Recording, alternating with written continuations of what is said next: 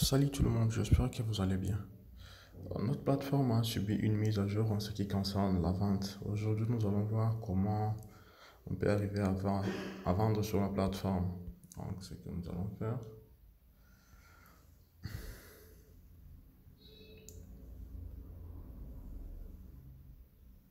on va se connecter sur notre compte Ndonge.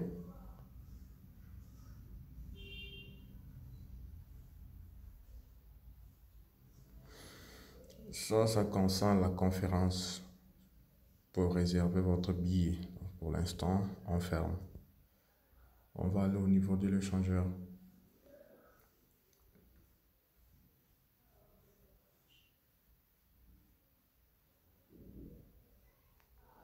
Une fois sur l'échangeur, je vais prendre l'option vente.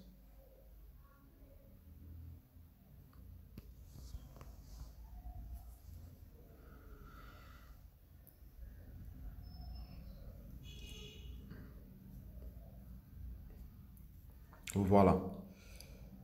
Ça, c'est le nouveau formulaire. Dans le nouveau formulaire, ce qu'on vous demande de faire, tout d'abord, c'est de copier l'adresse. Pour copier l'adresse, vous pouvez carrément cliquer là où on écrit copier l'adresse. Une fois que vous cliquez là, ça veut dire que vous avez copié l'adresse. Soit vous pouvez aussi maintenir au niveau de l'adresse et puis on vous donne la possibilité de copier. Donc, vous avez deux possibilités. Et ensuite, vous devez aller sur votre wallet, que ce soit Blockchain Luxembourg ou Atomic Wallet, pour effectuer votre opération. Et après, vous allez venir sur la plateforme pour coller le hash que votre wallet va vous régénérer. À ne pas oublier que vous devez utiliser que les wallets qui vous donnent la possibilité de prendre le hash de transaction après votre envoi de Bitcoin sur notre adresse. Sur ce, on va sortir. Je vais aller chercher le wallet. J'ai déjà copié l'adresse.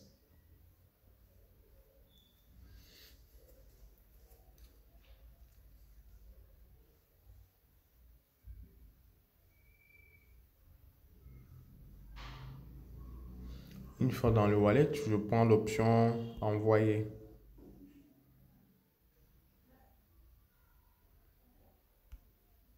Là, mon solde BTC est 0. Je prends l'option envoyer là. Donc, je peux envoyer comme mon solde de 0. Je ne peux rien faire là. Bon. Pour moi, je vais déjà envoyer le BTC sur l'adresse d'Ndonge. Ce que je vais faire, si je devais aller au niveau de l'activité pour voir les opérations que j'ai effectuées. Enfin, voilà.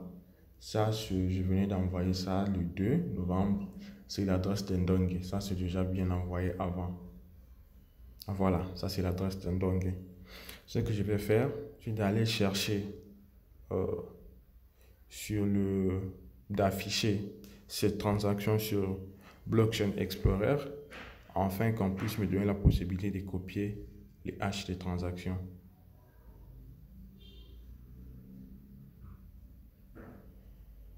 Le hash de transaction est là. Je copie ça.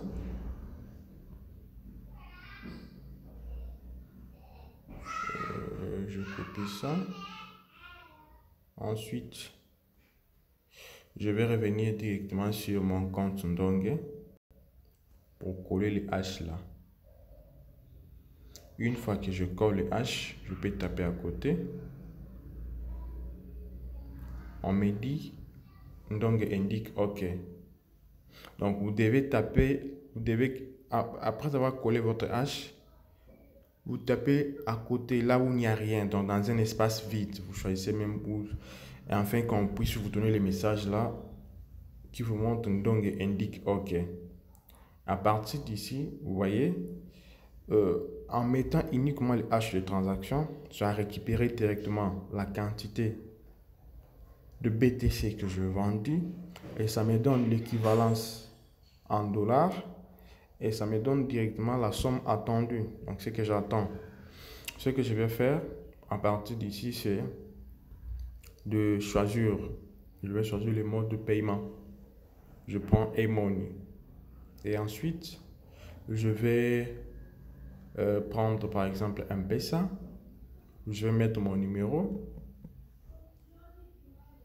22 88 295. Et après, je vais appuyer sur ajouter. Là, je vois directement mon numéro sort en bas. À partir d'ici, j'ai la possibilité d'ajouter encore un autre numéro pour faciliter Andong la tâche de m'envoyer l'argent rapidement. Donc, je peux prendre par exemple, je prends Airtel Money. J'ajoute mon numéro.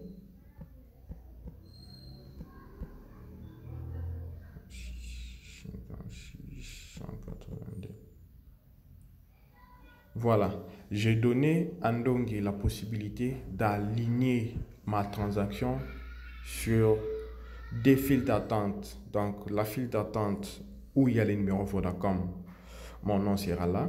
La file d'attente où il y a les numéros d'Airtel, mon nom sera là. Tant que cette file-là va commencer à avancer, si par exemple sur la ligne Vodacom, j'occupe la 10e position, sur la ligne Airtel, je peux occuper la 5e position. Ce qui revient à dire quand donc il va commencer à envoyer l'argent aux gens, mon numéro Airtel risque de recevoir l'argent sur la transaction au lieu que ce soit le numéro Vodacom.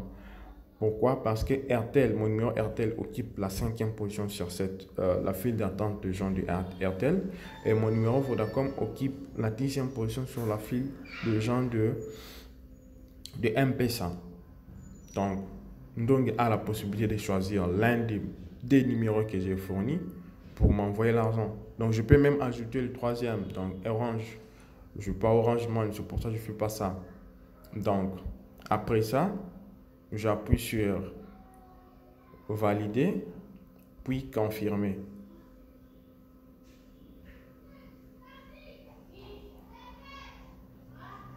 Voilà, tout est bon. On met dans le résumé nom du fournisseur, nom du vendeur, le numéro de retrait, la date, le montant entendu,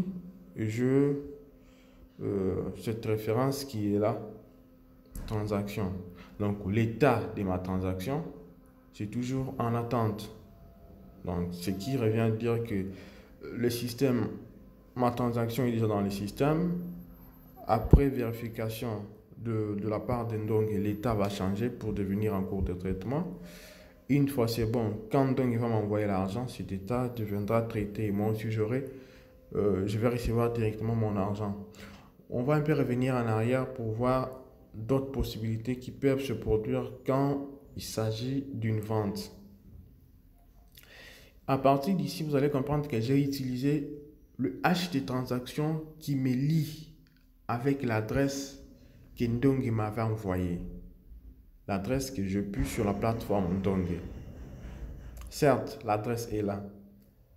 Ça peut arriver que quand vous envoyez par exemple le Bitcoin, vous avez envoyé à plusieurs personnes. Donc, au lieu de prendre le hash de transaction qui vous lie avec l'adresse d'Ndongue qui est là, l'adresse qui se trouve sur la plateforme qui commence par 1NFR, au lieu de d'entrer sur ces transactions pour voir les détails, je peux omettre. Je vais entrer sur cette transaction-là que j'ai effectuée par exemple le 14 octobre. Quand j'entre par exemple là, je prends le hash. Vous voyez, ça, c'est pas l'adresse d'Ndongue. Je peux quand même aller suivre ça sur Blockchain Explorer. Je prends ces hash là. Copier. Je vais revenir sur la plateforme Ndongue. Je suis là. Pour coller ces hash là, je tape à côté. Vous voyez le message qui sort. Ndongue indique, Ndongue.net indique, ces hash ne correspondent pas.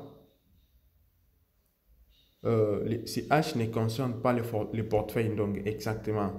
Si vous regardez bien dans le hash qui est là, c'est pas l'adresse Ndongue qui a reçu l'argent. Donc ça, vous devez bien comprendre ça. Ce hash n'appartient pas, l'adresse ici n'appartient pas à Ndongue, ce qui revient à dire que Ndongue n'a pas reçu l'argent. Donc je vais aller chercher là l'adresse Tendong est là. J'ai déjà utilisé ces hash. Donc, à partir d'ici, je ne peux rien faire. Tant que l'adresse, le hash de transaction que je vais coller là, ne me lie pas avec cette adresse-là que Ndong m'affiche là.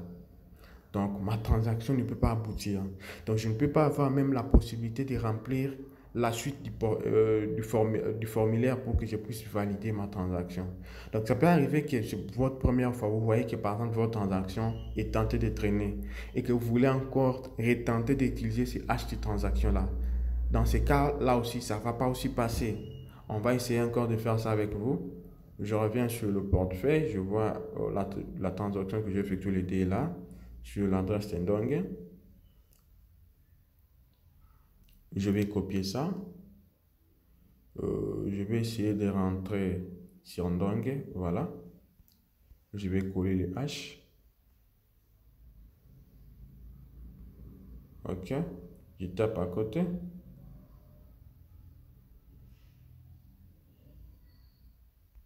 OK.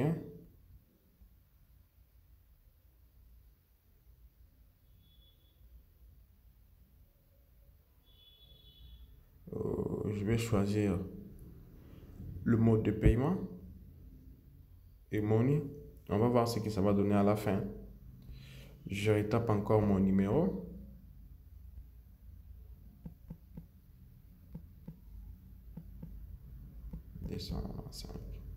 J'ajoute. Je remets mon numéro Airtel.